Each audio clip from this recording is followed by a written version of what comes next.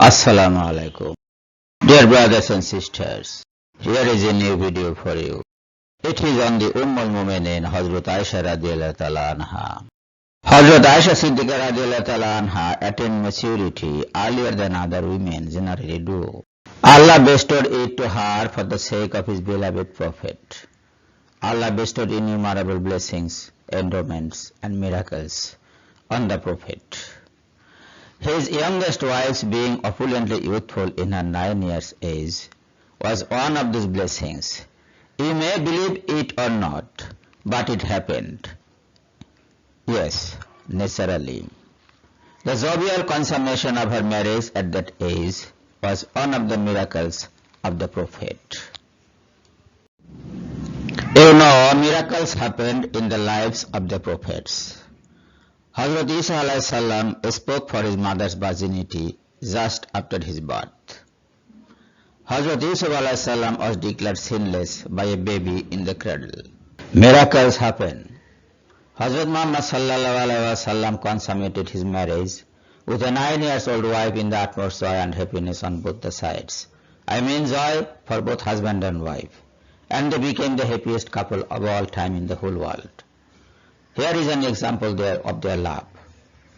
Once her father hit her to move, but she kept herself unmoved, because the Prophet was asleep resting his head on her thighs. Even after her father scolded her and hit on her flank several times to move her, she kept sitting there unmoved for the whole night, and bore up the pains of his father's hitting, but moved not at all for the sake of peaceful sleep of the Prophet, who woke up at the next dawn. Sahih Muslim, book number 003, hadith number 0714. Sahih al-Bukhari, book number 7, hadith number 330.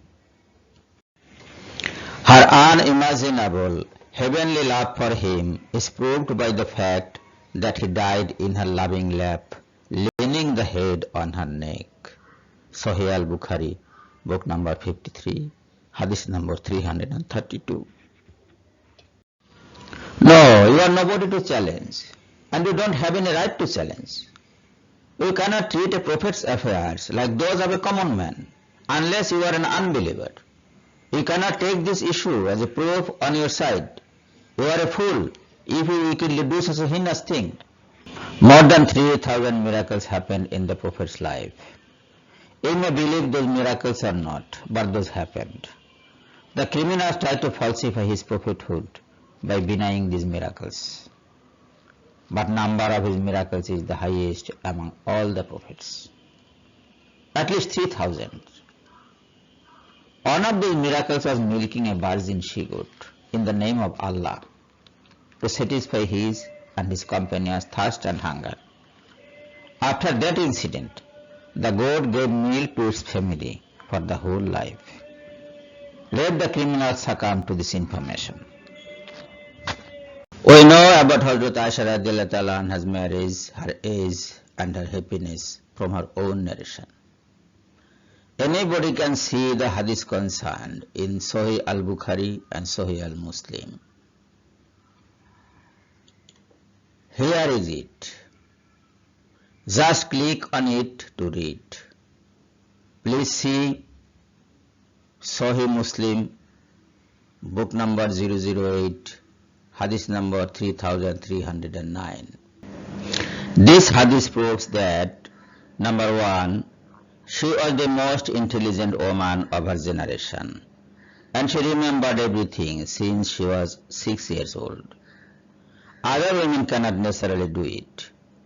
It proves her pace of maturity was ahead of her age. Number 2, she was on a swing with her playmates, like a virgin of 16 years. She behaved like a mature girl and was not afraid of anything done to her. Number 3, her mother and her well-wishers knew that she had grown up, and that is why they prepared her, embellished her for the consummation of marriage, and finally entrusted her to her husband. The following hadith also proves the same thing. narrated Aisha that the Prophet married her when she was 6 years old and he consummated his marriage when she was 9 years old. And then she remained with him for 9 years, that is till his death. Sahih Bukhari, book number 62, hadith number 64. The hostile critics find it derogatory and call Muhammad sallallahu alaihi wasallam in bad names. They allege that he raped a child in Aisha, but if their allegation were true, she would fall sick after the consummation of the marriage, which never happened. No, never. No such bad things ever happened. She was not sick, rather she was well and happy. She told about her sickness 1 month before she was entrusted to the Prophet. But no such information do we find in her narration after the consummation of the marriage. So their allegation is baseless, imaginary. What does it mean? The consummation is normal, natural, and jovial with her. It proves her full maturity and youthfulness at the time of consummation. The critics are wrong. They know not the Prophet of Islam and the innumerable blessings Allah bestowed on him. We find no grievances in her narration of her whole conjugal life. She was always satisfied with her husband. She was not unhappy about the consummation of her marriage, and she lived with the Prophet with utmost satisfaction. She and her husband made the best couple in the world. We don't know why the people of other communities find fault with this couple. They believe in only her 6 years of age at the time of marriage and 9 years of age at the time of her consummation. They believe no other narration of her. They define hadith books as fairy tales when those books describe the miracles of his prophethood in her language, but believe her 6 years old at the time of marriage of the same books in her same language. Are these critics well in their mental health? We don't think so. My dear friends, the Westerners do not believe in the hadith books. They call those as fairy tales, but they believe that Hazrat Muhammad sallallahu alaihi wasallam married a child.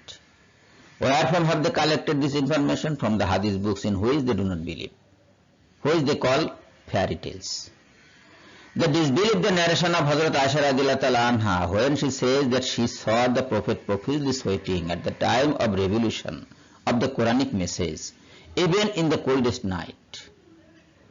But they believe the narration of the same woman when it is her turn to say that her marriage with the Prophet was consummated while she was only 9 years old.